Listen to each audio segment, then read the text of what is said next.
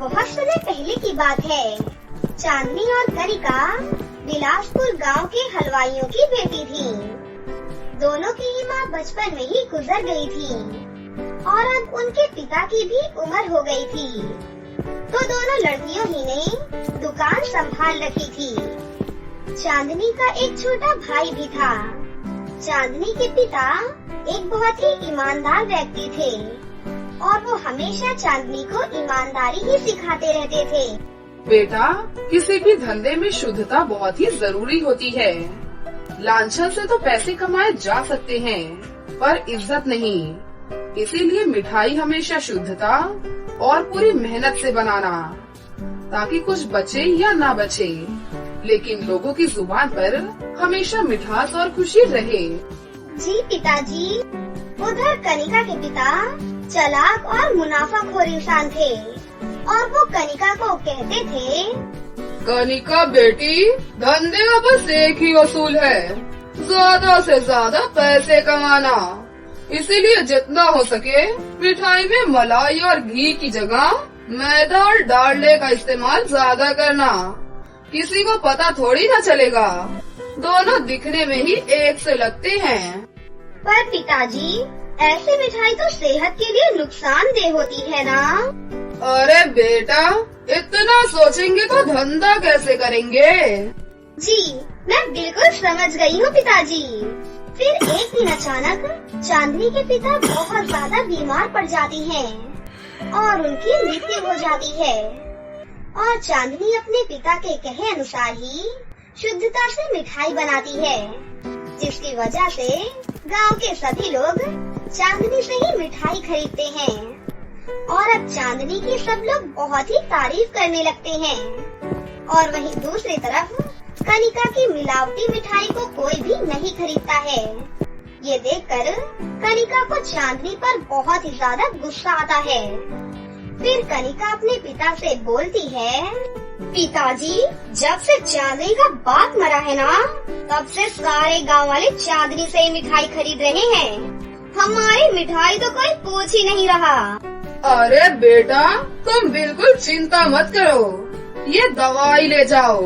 ये दवाई मैंने खास शहर से मंगवाई है। इसे किसी तरह तुम चांदनी की मिठाई में मिला दो, फिर हमारा काम समझो बन गया। कनिका वो दवाई लेकर चुपके से चांदनी की दुकान में जाकर उसकी मिठाई में मिला देती है। अगले दिन नया साल शुरू होने वाला था और चांदनी की मिठाई खूब बिक रही थी। लेकिन जिसने भी चांदनी की मिठाई खाई, उसको पेट में भयंकर दर्द होने लगा और उसे उल्टियाँ भी होने लगी। तभी गांव वालों को ये समझते देर नहीं लगती कि सभी के पेट में जो दर्द हो रहा है वो सब मिठाई खाने की वजह से हुआ है। सभी गांव वाले इकट्ठे होकर चांदनी की दुकान पर पहुंच जाती हैं और फिर मिठाई की जांच कराने पर पता चलता है कि मिठाई में केमिकल था। देखा गांव वालों, ये कैसे मिठाई में मिलावट करके हम सबको बेवकूफ बना रही थी। इससे तो अभी के अभी गांव से बाहर निकाल देना चाहिए। और फिर सभी गांव वालों ने मिलकर चांदनी को अपने गांव से बाहर निकाल दिया। हे भगवान, मेरी मदद करो। मेरा छोटा भाई भी है और मेरे कमाने का जरिया सिर्फ मेरे पिताजी की वो मिठाई की दुकान है। अब मेरा भाई कैसे अकेले रहेगा और वो क्या खाएगा? चांदनी रो रो करके बोल ही रही होती है कि तभी आसमान से एक जादूगर गुजर रहा होता है। चांदनी को यूँ रोता हुआ देखकर उसे उस पर बहुत दया आ जाती है और वो चांदनी से रोने का कारण पूछता है।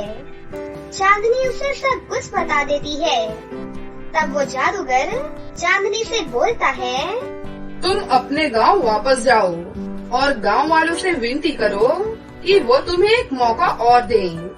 और ये लो, नए साल पर मेरी तरफ से तुम्हारे लिए गिफ्ट, नए साल का जादुई लहंगा। इसे तुम मिठाई बनाते समय जल्दी से पहन लेना। और फिर वो जादूगर चांदनी के कान में कुछ कहता है। चांदनी, अब तुम जाओ। चांदनी वो जादुई लहंगा पहनकर गांव वालों से हाथ जोड़कर एक और मौका मांगती है।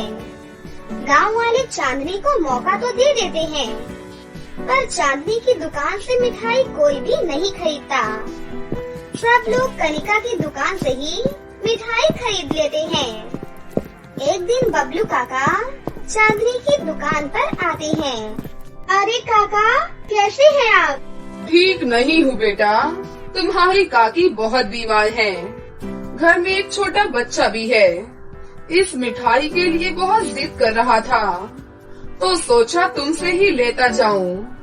एक पाव मिठाई दे दो बेटा, पैसे बाद में दे जाऊंगा। अभी तो सारे पैसे तेरी काकी की दवाई में खर्च हो जाते हैं। कोई बात नहीं काका, ये लो पूरे 1 किलो मिठाई। पैसे जब मर्जी हो तब दे जाना, और ये मिठाई मेरी तरफ से काकी को जरूर खिलाना। बबलू काका घर जाकर सभी को मिठाई खाने को देते हैं।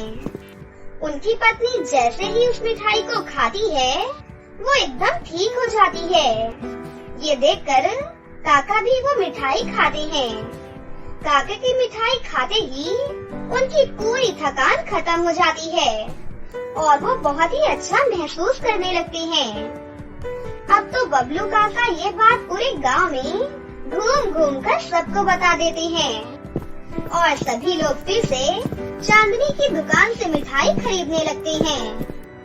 जब कभी भी किसी को कोई समस्या होती, तो चांदनी की दुकान की मिठाई खाते ही वो बिल्कुल भला चंगा हो जाता है। ये सब नए साल के जादुई लहंगे का कमाल था।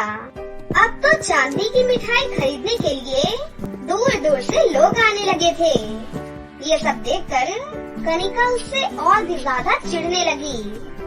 एक दिन चांदनी जब घर खाना खाने के लिए गई, तभी कनिका चांदनी की दुकान में जाकर मिठाई में केमिकल मिला देती है। ये केमिकल पहले वाले केमिकल से बहुत ज्यादा ही खतरनाक था। अब आएगा मजा। अब देखती हूँ ये चांदनी की बच्ची कैसे इस गांव में रहती है। अगले दिन जब कनिका वापस अपनी दुकान पर आई, तो उसने देखा कि चांदनी की दुकान पर भीड़ लगी हुई है। सभी गांव वाले उसके दुकान पर जमा हैं। लगता है सभी गांव वाले चांदनी को मारने के लिए इकट्ठा हुए हैं। लेकिन जब कनिका वहां पर पहुंचती है, तो उसके पैरों तले से जमीन ही खिसक गई, क्योंकि चांदनी की दुकान में सीसीटीवी कैमरे लगे हुए थे और इस बार उसकी चोरी लगी हुई एलईडी की स्क्रीन पर चल रही थी। आओ कनिका आओ, इस बार तुम्हारी चोरी पकड़ी गई। और फिर क्या था, गांव की सभी औरतों ने मिलकर कनिका की खूब अच्छे से धुलाई कर दी और कनिका और उसके पिता को भी गांव से बाहर निकाल दिया। उस दिन के बाद से सभी लोग खुशी से चांदनी की मिठाई खरीदते और इधर चांदनी अपने छोटे भाई और जादुई लहंगे के साथ हंसी खुशी अपनी जिंदगी जीने लगी। एक गांव में पूना अपनी नानी चमेली और अपने मामा मामी के साथ रहती थी। बचपन में ही पूनम के माता पिता की मृत्यु हो गई थी। उसकी नानी ने ही उसे पाल पोस कर बड़ा किया था। उसके मामा मामी की एक बेटी थी जिसका नाम टीना था। पूनम को उसकी मामी बिल्कुल भी पसंद नहीं करती थी। अरे सुनो जी, इस बुढ़िया ने तो हमारी सारी जमीन बेच दी और सारे पैसे अपनी लाडली नातिन पूनम पर खर्च कर रही है। अरे हमारी भी तो बेटी है, बुढ़िया तो हमें 1 रुपया नहीं देती। ऐसा ही चलता रहा तो हम दोनों कंगाल हो जाएंगे और एक दिन इस घर को भी बेच देगी वो बुढ़िया। बात तो तुम बिल्कुल सही बोल रही हो। मैं भी माँ की इस हरकत से बहुत परेशान हो गया हूँ। वो इस पूनम की बच्ची को पढ़ाना लिखाना चाहती है। अरे मुझे तो समझ ही नहीं आ रहा कि ये लड़की इतना पढ़ लिख कर करेगी क्या। अगर कुछ बन भी गई तो वो तो अपने ससुराल चली जाएगी और ये बुढ़िया हमारे सर पर बोझ बनकर बैठी रहेगी। हाँ जी, हमें जल्द से जल्द कुछ न कुछ करना होगा और ये दोनों नानी नातिन को घर से बाहर करना होगा। ओहो, लेकिन ये घर तो माँ के ही नाम है हम उन्हें कैसे निकालेंगे इस घर से? वो चाहे तो हमें निकाल कर बाहर फेंक सकती हैं। उसके बाद हमारा रहने का भी कोई स्थान नहीं, ऊपर से मेरी नौकरी भी नहीं लग रही। वो सब कुछ तुम मुझ पर छोड़ दो, देख लेना मैं सब संभाल लूंगी। अगले दिन मामी एक कागज लेकर बूढ़ी नानी के पास जाती हैं। माँ जी, घर की सफाई करते समय मुझे ये कुछ कागज नजर आए थे। पिताजी ने आपके नाम 5 लाख रुपए की एफडी करा रखी थी और अब तो वो एफडी पूरे 10 लाख रुपए की हो चुकी है। आप जल्दी से इन पेपरों पर साइन कर दीजिए, मैं पैसे निकलवा कर लाती हूँ माँ जी। वाह बेटा, ये तो बहुत ही अच्छी खबर सुनाई तूने। वैसे भी मुझे पूनम के कॉलेज की फीस भरनी थी और उसके लिए कुछ किताबें भी लेकर आनी थी। तू जल्दी से ये सारे पैसे निकलवा करके लेकर आजा बेटा, जल्दी से ले आ। उसके बाद बुढ़िया उस कागज पर साइन कर देती है। मामी हंसते हंसते वहाँ से चली जाती है। फिर कुछ दिनों बाद, अरे बहू, तूने कुछ दिन पहले मुझसे एफडी के कागज पर साइन कराई थी, तूने अभी तक मुझे वो पैसे नहीं दिए बेटा। ला बेटा, वो पैसे दे दे, मुझे पूनम के कॉलेज की फीस भरनी है, उसके लिए कुछ किताबें भी लेकर आनी है। अरे बुढ़िया, तुझे अपनी एक ही नाती नजर आती है क्या? दूसरी पोती नहीं है क्या तेरी? तू कभी भी उसके बारे में नहीं सोचती? मैं तुझे एक फूटी कौड़ी नहीं देने वाली और मेरे पास कोई एफडी नहीं थी, समझी तू? मैं तो बस तुझसे जमीन और जायदाद के कागज पर साइन कराने आई थी और तूने खुशी खुशी अपनी सारी जमीन जायदाद सीधा मेरे ही नाम कर दी। इतना कहकर उसकी मामी जोर जोर से हंसने लग जाती है। तभी उसके मामा वहाँ आ जाते हैं। देख बेटा, तेरी पत्नी ये क्या बोल रही है? उसने धोखे से सारी जायदाद अपने नाम करा ली है। ये तो गलत बात है ना बेटा? अरे माँ, इसमें गलत क्या है? तू हमेशा एक ही नातिन के बारे में सोचती है, सारे पैसे उसी के ऊपर उड़ाती है। हम तो तेरे जैसे कुछ है ही नहीं। आपने कभी भी आज तक हमारे बारे में नहीं सोचा। सारी जमीन जायदाद तूने अपनी नातिन के लिए बेच दी। अरे हमारे लिए भी तो कुछ छोड़ देती। क्या हमारा तुझ पर कोई हक नहीं है माँ? अरे नालायक, ये तू कैसी बातें कर रहा है? तू तो कभी एक पैसा नहीं कमाता। घर का खर्चा कौन चला रहा है? सारे पैसे मैं तुम्ही ही तो देती हूँ बच्चों। बस कर बुढ़िया, तेरा बहुत हो गया। अब तू अपनी इस नातिन को लेकर घर से बाहर निकल जा, समझी? अब हम तुझे एक मिनट भी बर्दाश्त नहीं करने वाले। ये कैसी बातें कर रही हो बेटी? इस उम्र में इस बच्ची के साथ मैं कहाँ रहूंगी, कहाँ जाऊंगी बेटी? एक काम कर, नदी में कूद जा। हमें तुझसे और तेरी नातिन से कोई मतलब नहीं, समझी? चाहे तू कहीं भी जा और कहीं भी मर, हमें कोई परवाह नहीं है। चुपचाप जल्दी से निकल ले, वरना डंडे मार के तुम दोनों को घर से बाहर निकाल दूंगी। हे भगवान, शायद यही दिन देखना रह गया था मेरी जिंदगी में। देखना, एक दिन तुम दोनों बिल्कुल कंगाल हो जाओगे और दर दर की ठोकरें खाओगे। ये मेरा श्राप है तुम दोनों को। चल चल बुढ़िया, हो गया तुम दोनों का। हम तेरे श्राप से बिल्कुल नहीं डरते, समझी? निकल ले यहाँ से। दोनों नानी नातिन चुपचाप वहाँ से चली जाती हैं। बेटा, अब मैं तुझे लेकर कहाँ जाऊंगी? मेरे पास तो अब एक फूटी कौड़ी तक नहीं है।